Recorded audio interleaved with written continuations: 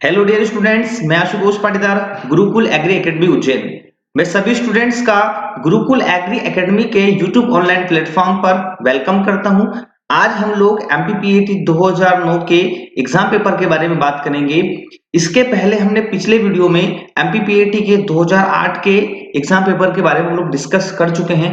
जिन students ने 2008 का exam paper का डिस्कशन नहीं देखा है तो पहले वो देख लें, उसके बाद आप एमपीपीएटी 2009 का जो ये वीडियो मैं आपके लिए लेकर आया हूँ, ये वीडियो हिंदी और इंग्लिश दोनों ही लैंग्वेज में है। मेरी तरफ से एक इंफॉर्मेशन है सभी स्टूडेंट्स को कि एमपी बोर्ड 12th एग्रीकल्चर की एग्जाम डेट आ चुकी है, जिसमें आपके क्रॉप प्रोडक्शन और एनिमल हस्बेंड्री के दो पेपर जो बचे हुए थे, ये पेपर आपके 10 जून और 12 जून को होंगे। और एमपीपीएटी की जो टेंटेटिव डेट है वो 11-12 जुलाई आ चुकी है। इस तरह आपकी एग्जाम बहुत नियर है। आप लोग अपनी स्टडी को रेगुलर कंटिन्यू करें। अगर किसी भी तरह की कुछ भी प्रॉब्लम्स लगती हैं तो आप मुझसे कांटेक्ट कर सकते हैं। तो हम लोग स्टार्ट करते हैं एमपीपीएटी के, जिसमें कंप्लीट 100 एग्रीकल्चर के क्वेश्चंस होते हैं, जिसमें crop production 50 question, animal husbandry के 50 क्वेश्चन। इस तरह से हम लोग कंप्लीट डिस्कशन करेंगे 100 एग्रीकल्चर क्वेश्चंस के लिए।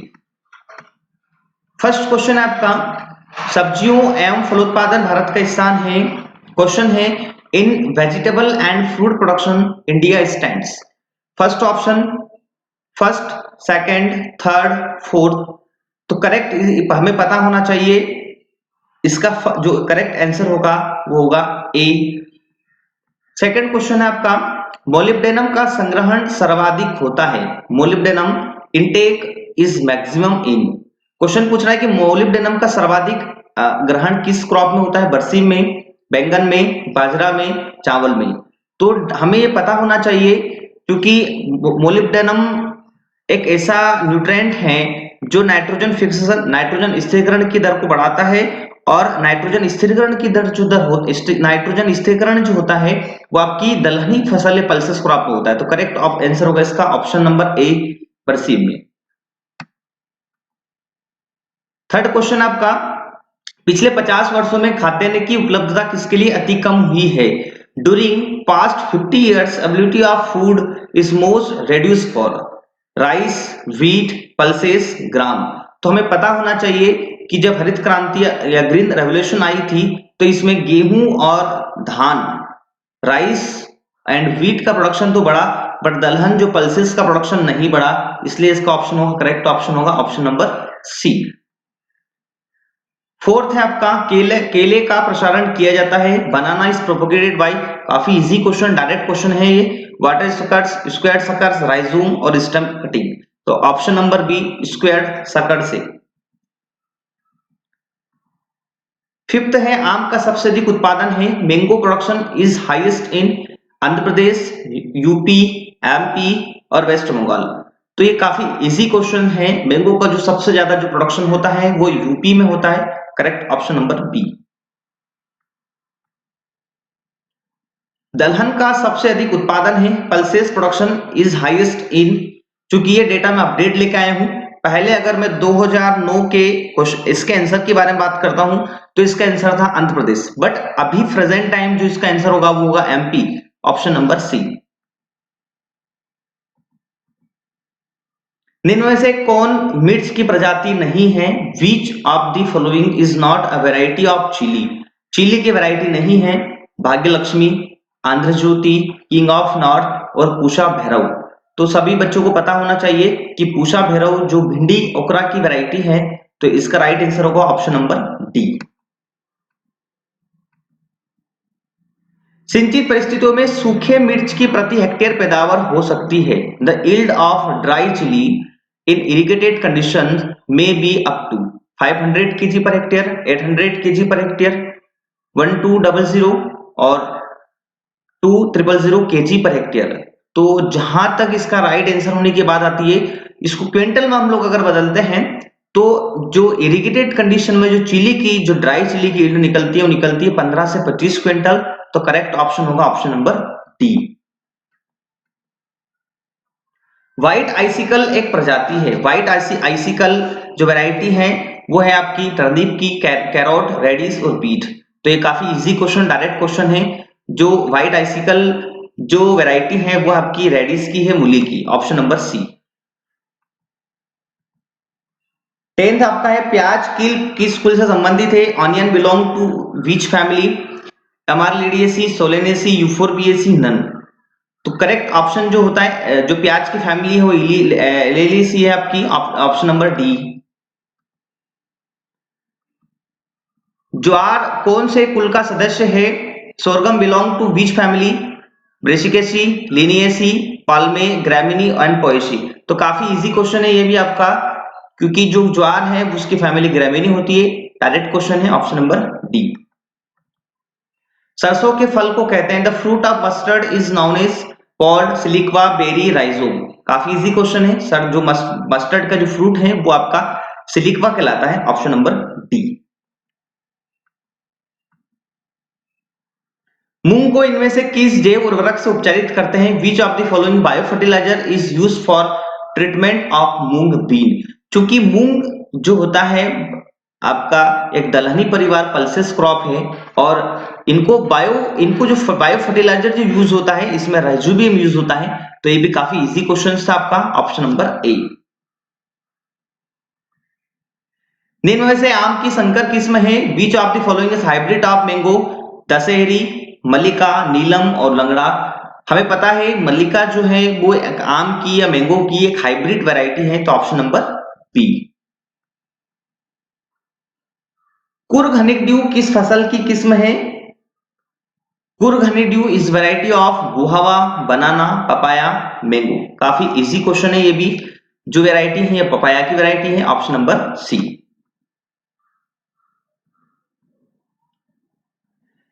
संकर टमाटर की बीज दर है? Seed rate of hybrid tomato is, according to option. काफी बच्चे इस क्वेश्चन में कंफ्यूज होते हैं। क्वेश्चन पूछ रहा है कि हाइब्रिड टोमेटो की सीड रेट कितनी है। अगर हम हाइब्रिड की बात करते हैं तो ये जो सीड रेट होती है ये होती है आपकी 100 से 150 ग्राम के आसपास निकलती है।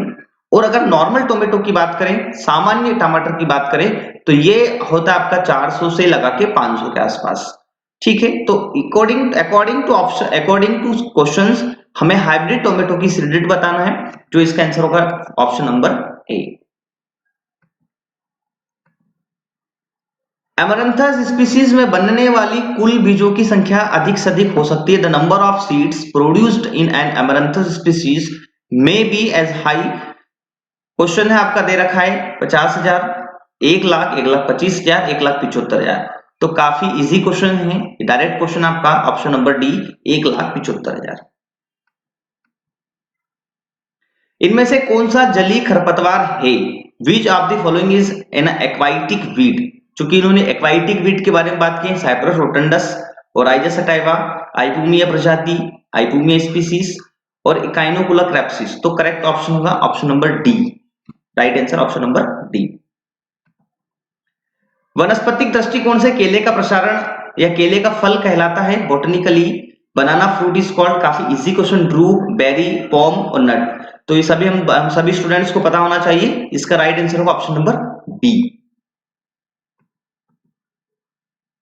निम्न से कौन विटामिन सी का सबसे अच्छा स्रोत है? Which of the following is maximum vitamin C content? Guava, lime, sweet orange और एनोला, आंवला।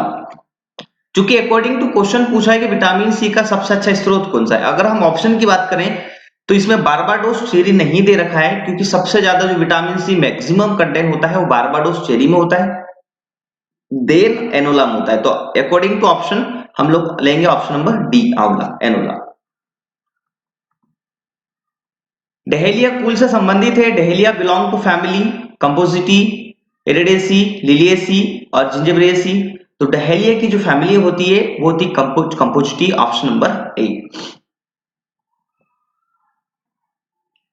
गुलाब का प्रसारण या गुलाब का उत्पत्ति स्थान है? The native place of rose is India, China, England, America. काफी इजी क्वेश्चन है।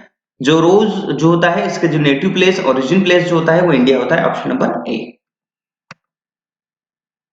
बुआई के पश्चात गेहूं में टुफोडिक शाकनाशी का प्रयोग करते हैं? Wheat herbicide 2,4-D supplied after sowing, चूंकि हमें पता होना चाहिए जो 2,4-D जो हम लोग वीट में अप्लाई करते हैं इसको हम पोस्ट इमर्जेंस में अप्लाई करते हैं। पोस्ट इमर्जेंस मतलब होता है बुआई के 25 से 30 दिन बाद। तो अकॉर्डिंग टू ऑप्शन हम लोग लेंगे ऑप्शन नंबर डी, 30 दिन या 32 दिन के बाद।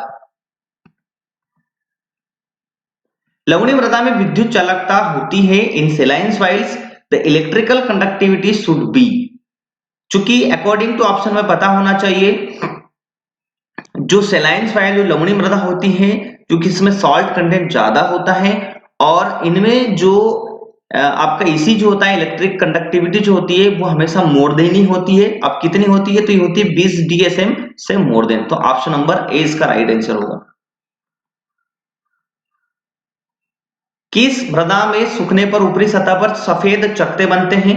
इन which soil after drying forms white patches on the surface. अभी मैंने बताया सेलाइन सॉइल जो होती है लवणीय जो मृदा होती है उनमें सफेद सफेद जो सॉल्ट्स होते हैं जो पैचेस बनते हैं, जो व्हाइट सॉल्ट होता है उनके सफेद व्हाइट पैचेस बनते हैं, इसलिए हमें अकॉर्डिंग टू ऑप्शन में पता होना चाहिए। इसका राइट आंसर होगा ऑप्शन नंबर ए, सेलाइन सॉइल लवणीय मृदा। इनमें से किस फसल को सबसे ज्यादा सिंचाई के संख्याओं की आवश्यकता होती है? Which of this crop require maximum number of irrigation. Question बोल रहा है कि नंबर ऑफ इरिगेशन जो होती है वो मैक्सिमम किस में होती है? सबसे ज्यादा शुगर केन में होती है, देन आपकी पेड़ी या धान में होती है। तो अकॉर्डिंग टू ऑप्शन हम लोग चूज कर सकते हैं ऑप्शन नंबर डी, धान। धान की खेरा रोग किस कमी की वजह से होता है? Khaira disease of paddy is due to deficiency of, काफी इजी क्वेश्चन, डायरेक्ट क्वेश्चन है। इसका आंसर होता है जिंक, ऑप्शन नंबर सी। ज्वार के दाने में प्रोटीन की प्रतिशत मात्रा होती है? The percentage of protein in jowar seed. तो ये जो होता है आपका 9 से लगा के 11% तक होता है, 9 to 11% तक होता है। तो ऑप्शन नंबर डी इसका राइट आंसर होगा 10.4%। सिंचित परिस्थितियों में जो कि फसल के लिए बीज दर है under irrigated conditions seed rate for barley crop, चूंकि जो इरिगेटेड कंडीशन में व्हीट एंड बार्ले की जो सीड रेट होती है वो आपकी 100 kg पर हेक्टेयर होती है। तो ऑप्शन नंबर बी जो होता है इसका राइट आंसर होगा 100 kg पर हेक्टेयर। निम्न में से कौन मूंग की प्रजाति नहीं है? Which of the following is not variety of moong bean? K851 Krishna, RMG 62, Ganga 8। तो राइट आंसर होगा इसका डी, गंगा 8। गुच्छेदार मूंगफली की बीज दर है seed rate of bunchy type groundnut is. क्योंकि जो बंची टाइप ग्राउंडनट होती है उसकी सीड रेट जो होती है वो आपकी होती है 80 से 100 kg पर हेक्टेयर होती है। तो चूंकि हमें मैक्सिमम डेटा लेना पड़ता है इसलिए इसका राइट आंसर होगा बी, 100 kg पर हेक्टेयर। ये भी काफी इजी क्वेश्चंस। इंडियन मस्टर्ड सरसों का वानस्पतिक नाम है? Botanical name of Indian mustard is brassica juncea. इसका राइट आंसर होता है ऑप्शन नंबर ए। सीखा एक प्रजाति है, Shikha is a variety of mustard, linseed, the sunflower, groundnut. जो सीखा वैरायटी होती है आपकी वो लिनसीड की वैरायटी होती है, ऑप्शन नंबर बी। आंख के साथ आंख मिलाकर बुआई की विधि संबंधित है? Type 2 I system of sowing related to soybean, pigeon pea, sugar cane, cotton. तो इसका राइट आंसर होगा सुगर केन, गन्ना, ऑप्शन नंबर सी। कपास में पौधे से पौधे की दूरी 0.6 मीटर, कतार से कतार की दूरी 1.5 मीटर रखी जाती है। In cotton plant to plant distance 0.6 m and row to row distance 1.5 m is kept in। American किस्मों के लिए, देसी किस्मों के लिए, संकर किस्मों के लिए तो ये हमें पता होना चाहिए। ये जो डिस्टेंस रो टू रो और प्लांट टू प्लांट डिस्टेंस जो रखी जाती है ये आपकी हाइब्रिड वैरायटीज के लिए रखी जाती है, ऑप्शन नंबर सी। अमरूद की जेली में निम्नलिखित में से कौन सा प्रेरक्षक मिलाते हैं? Which of the following preservative is added in guava jelly?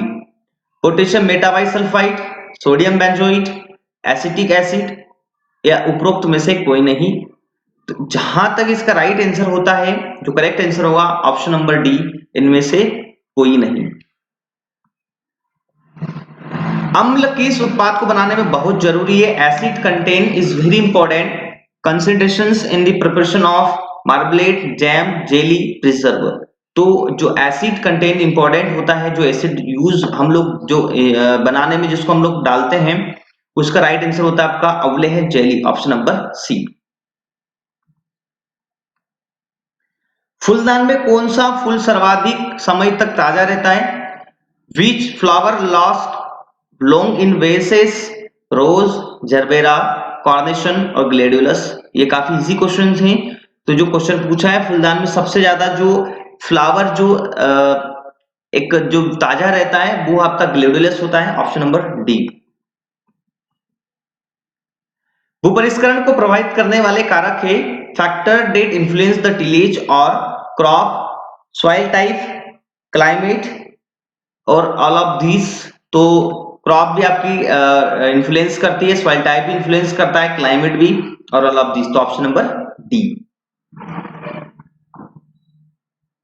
Indian institute of horticulture research, Indian institute of horticultural research is situated at Hyderabad, Lucknow, Bangalore, New Delhi. काफी इजी क्वेश्चन है, ऑप्शन नंबर सी, बैंगलोर में। पोटेशियम मेटाबाइसल्फाइड का रासायनिक सूत्र है, chemical name of potassium metabisulphite is KMS, KSO2, K2O2SO0O2, K2S2O7, sorry oxygen 7। तो इसमें आपका जो फॉर्मूला होता है K2S2O5, करेक्ट होगा आपका ऑप्शन नंबर सी। गन्ने के खेत के चारों ओर सनई की फसल की कुछ पंक्तियां बोना कहलाता है। Sowing of few lines of sunhemp around sugarcane field is called mixed crop, guard crops, relay crops, augmenting crops. तो ये पता होना चाहिए कि गन्ने की जो सुगरकेन की फील्ड होती है उसके चारों ओर हम लोग गार्ड, रक्षा करने के लिए, प्रोटेक्शन करने के लिए सनहैम की कुछ क्रॉप्स या सनहैम की लाइन लगाते हैं। इसका राइट आंसर होगा option number B, guard crops. काफी इजी क्वेश्चन है। अमरूद किस परिवार से संबंधित है? Guava belong to which family, rosaceae, caricaceae, myrtaceae, euphorbiaceae. तो option number C, myrtaceae. Pusa Nanha एक बोनी प्रजाति है, Pusa Nanha is dwarf variety of. काफी इजी क्वेश्चन है ये भी। इसका राइट आंसर होगा आपका बी, पपाया। ये भी काफी इजी क्वेश्चन, बोटनिकल क्वेश्चन है आपका, बोटनिकल नेम से क्वेश्चन पूछा गया है। मौसम्बी का वैज्ञानिक नाम है, scientific name of sweet orange. चूंकि इसका साइंटिफिक नेम नहीं होगा, इसका बोटनिकल नेम होता है, ये क्वेश्चन में मिस्टेक है आपका। Botanical name of sweet orange is citrus sinensis, citrus aurantifolia, citrus lemon, citrus reticulata. तो option number A, citrus sinensis. इनमें से कौन सा अंगूर की एक संकर प्रजाति किसमें है? Which of this is hybrid variety of grape? Arkavati, Bangalore blue, Pusa seedless, muscat. तो इसका जो एक हाइब्रिड वैरायटी जो ग्रेप की होती है वो अर्कावती है, ऑप्शन नंबर ए।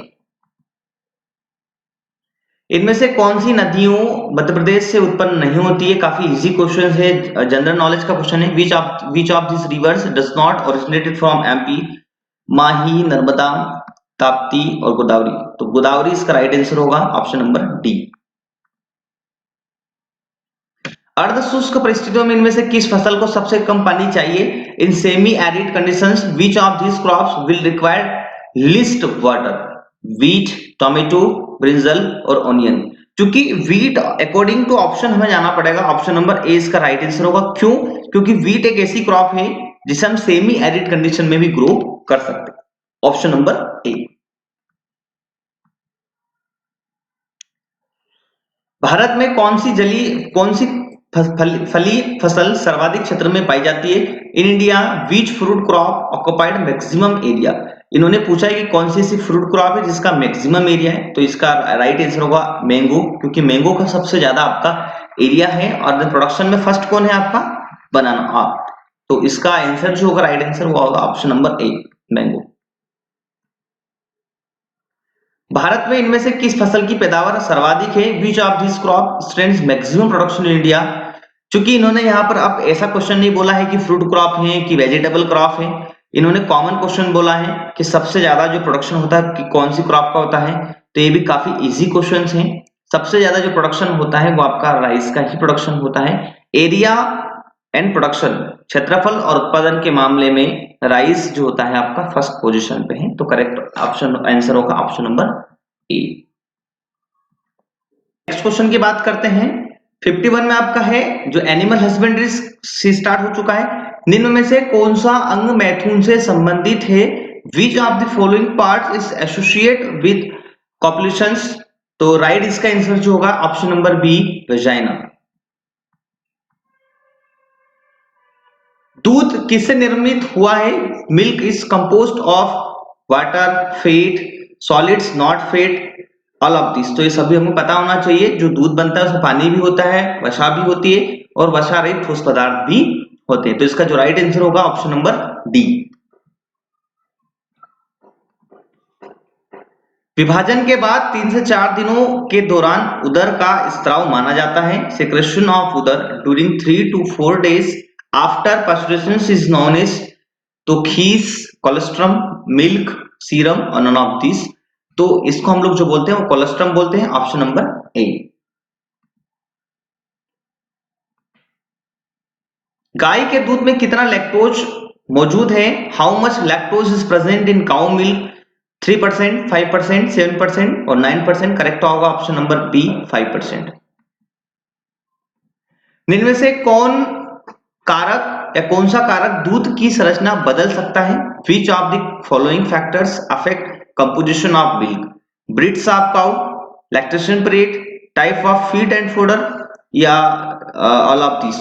तो इसका जो राइट आंसर होगा ऑप्शन नंबर डी, क्योंकि ब्रीड काउ की ब्रीड्स कौन सी है, उसका लैक्टेशन पीरियड कौन सा है, आप उसको क्या फीडिंग में दे रहे हैं, फीड क्या है, उसका फोडर क्या है, तो ये जनरली अफेक्ट करते हैं। तो इस तरह से ऑप्शन इसका राइट आंसर होगा ऑप्शन नंबर डी।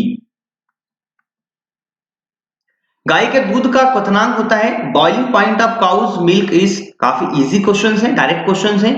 जिसका राइट आंसर होता है आपका option number C, 100.8 degree Celsius, option number C. गाय के दूध का पीएच है the pH of cow milk is. ये भी काफी इजी क्वेश्चंस हैं, 6.5, ऑप्शन नंबर सी। निम्न में से सही जोड़ों पर निशान या चयन करें। Select the right pair among the followings. इसमें आपके दे रखे हैं कि ऑप्शन ए आपेक्षिक घनत्व लैक्टोमीटर, ऑप्शन नंबर बी आपेक्षिक घनत्व गर्बर, ऑप्शन नंबर सी वसा परीक्षण लैक्टोमीटर, ऑप्शन नंबर डी है तापक्रम परीक्षण गर्बर मेथड। तो जहां तक हमें पता है कि आपेक्षिक घनत्व जो स्पेसिफिक ग्रेविटी होती है उसे लैक्टोमीटर आपका जो होता है वो मेजरमेंट करता है। तो ऑप्शन नंबर इसका राइट आंसर होगा। 1 ml दूध बनने हेतु कितने रुधिर को आयन कोशिकाओं में प्रवाहित होना होता है? How much blood must flow through udder cells in order to produce 1 ml of milk? तो ये भी काफी इजी क्वेश्चंस हैं, जिसके लिए जो रिक्वायरमेंट होती है 1 ml जो मिल्क होता है उसको बनने के लिए, तो ये होता है आपका 400 to 500 ml, option number C. Jamunapari नस्ल किससे संबंधित है? Jamunapari breed is associate with cow, buffalo, sheep और गोट।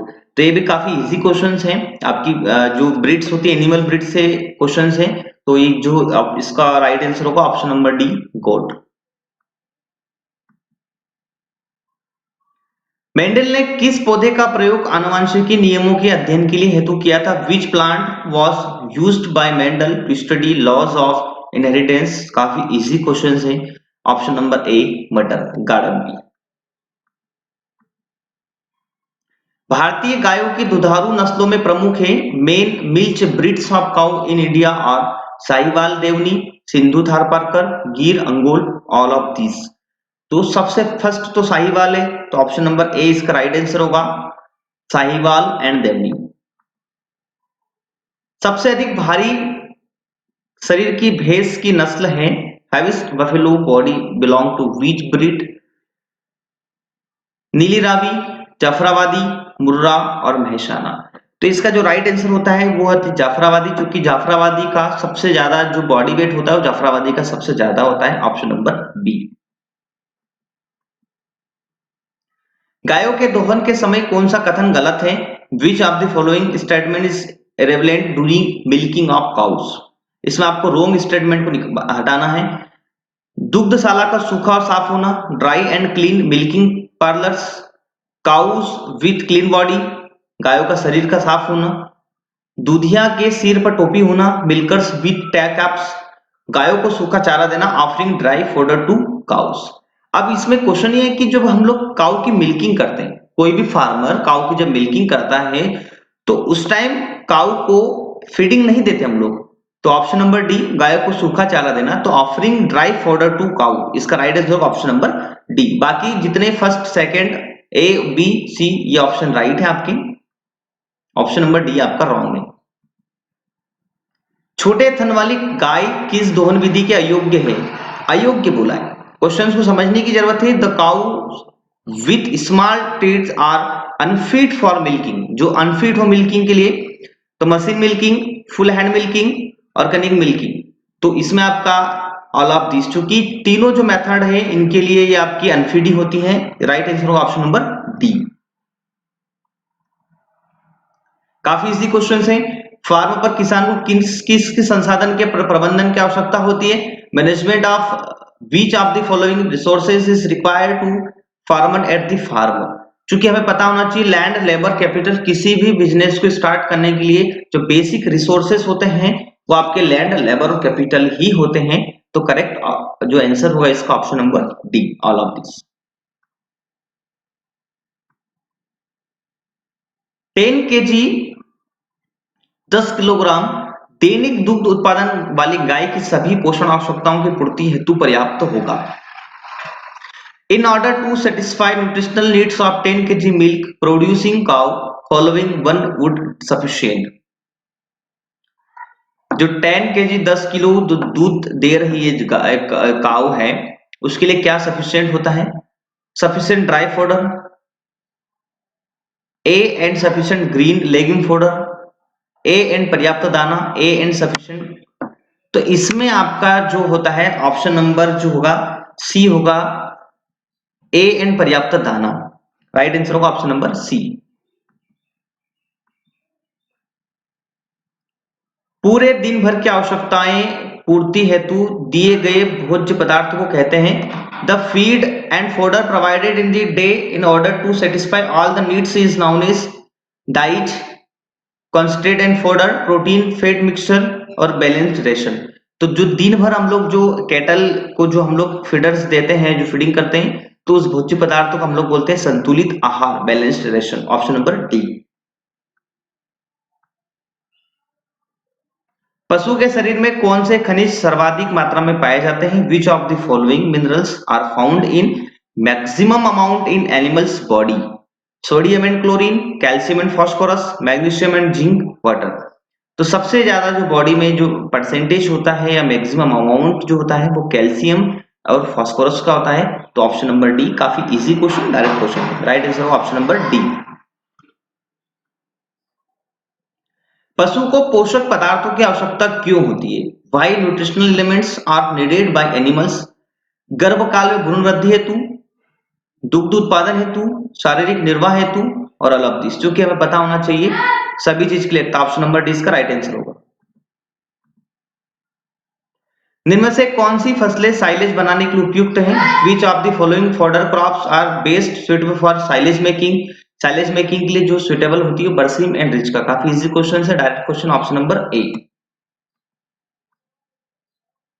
इनमें से कौन सी फसलें हे बनाने के लिए उपयुक्त हैं? Which of the following fodder crops are best suitable for making hay? तो राइट इसका आंसर होगा मक्का एंड मेज एंड चरी, ऑप्शन नंबर बी।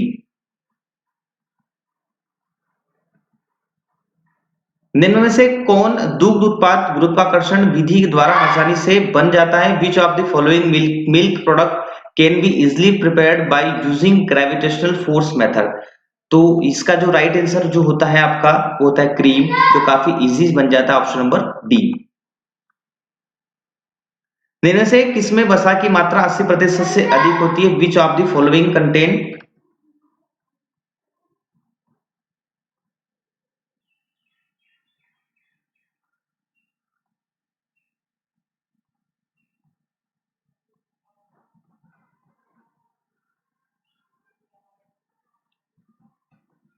तो हमारा क्वेश्चन था निम्न से किसमें वसा की मात्रा 80% से अधिक होती है? Which of the following contains fat more than 80%। चूंकि जो फैट की बात कर रहे हैं, क्योंकि घी जो होता है उसमें 99% से मोर देन होती है, तो इसमें घी इसका आंसर नहीं होगा। इसका जो आंसर होगा वो होगा मक्खन, बटर, ऑप्शन नंबर बी। निम्न में से किसमें चीनी 20% और कुल ठोस पदार्थ 70% तक होते हैं? Which of the following content sugar up to 20% and total solid up to 70%। तो इसका जो राइट आंसर होता है खोया, ऑप्शन नंबर ए आपका खोया, ऑप्शन नंबर बी रबड़ी, सी दही और मिल्क पाउडर। तो इसका जो ऑप्शन होगा वो होगा आपका ऑप्शन नंबर बी रबड़ी। ये भी काफी इजी क्वेश्चन, डेयरी संबंधित उपकरणों बर्तनों को किस धातु का बना होता है? Which metal should preferably should be used for making dairy and equipments? Steel, stainless steel, aluminium और ब्रश। तो राइट आंसर होगा stainless steel, option number B. पशुओं के स्वास्थ्य की दृष्टि से कौन सी आवास व्यवस्था सबसे अच्छी मानी जाती है? Which of the following housing system has been considered best for animals from health point of view? बांध कर रखने वाली व्यवस्था, मुक्त व्यवस्था, उपरोक्त में से कोई एक और नन ऑफ दिस, इनमें से कोई नहीं। तो राइट आंसर होगा ऑप्शन नंबर बी मुक्त व्यवस्था। लूज हाउसिंग सिस्टम जो होता है वो सबसे अच्छा माना जाता है, ऑप्शन नंबर बी। एक हफ्ते के अंदर ब्याहने वाली गाय को आप किस प्रकार रखेंगे? How would you arrange for housing of down calves within a week? प्रत्येक को अलग अलग 5 से 10 के झुंड में, सूखी गायों के साथ और उनके बच्चों के साथ। तो क्वेश्चन बहुत direct question, normally question, option number है प्रत्येक को अलग अलग। किसके द्वारा पशु की उम्र की गणना या अनुमान सही लगाया जाता है? Which of the following are use to closely estimate the age of animals? दांतों द्वारा, सिंगों द्वारा, खुरों द्वारा और नन ऑफ दिस, या इनमें से कोई नहीं। तो इसका जो राइट आंसर जो होता है आपका वो होता है ऑप्शन नंबर ए दांतों के द्वारा। निम्न में से स्वस्थ गायों में कौन सा लक्षण दिखाई देता है? Which of the following system symptoms show in A healthy cow? जुगाली करना, तापक्रम सामान्य होना, थूथन का गीला होना और उपरोक्त सभी ऑल ऑफ दिस। तो सभी चीजें होती है all of this, option number D. निम्न में से कौन सा जोड़ा सही है? ये जो करेक्ट पेयर होगा उसे हमें चूज करना है। खुरपका, मुंहपका मुंह एंड पैरों में छाले, बदबूदार खूनी दस्त पोकनी, उच्च बुखार और सूजन गलघोटू, ऑल ऑफ दिस। तो राइट इसका आंसर जो होगा ऑल ऑफ दिस, क्योंकि जो तीनों दे रखे हैं वो तीनों ही सही हैं आपके, ऑप्शन नंबर डी।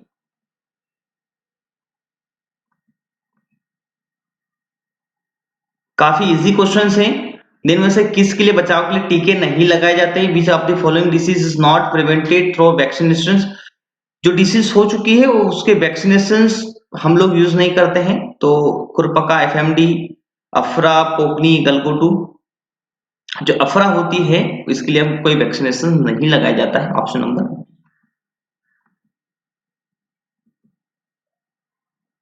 निम्न में से कौन सा जोड़ा सही है? Which of the following pair is correct? आंतरिक परजीवी कृमि, रानीखेत बीमारी जीवाणु, फॉल पॉक्स जीवाणु, कॉक्सिडियस विषाणु। तो राइट इसका आंसर जो होगा ऑप्शन नंबर डी, इसका राइट आंसर। सर्वाधिक विख्यात अंडा देने वाली मुर्गी की नस्ल है? Most popular egg laying breed of fall is? काफी इजी क्वेश्चन है ये भी। लेगहॉर्न जो है आपकी ब्रीड काफी फेमस है, ऑप्शन नंबर बी।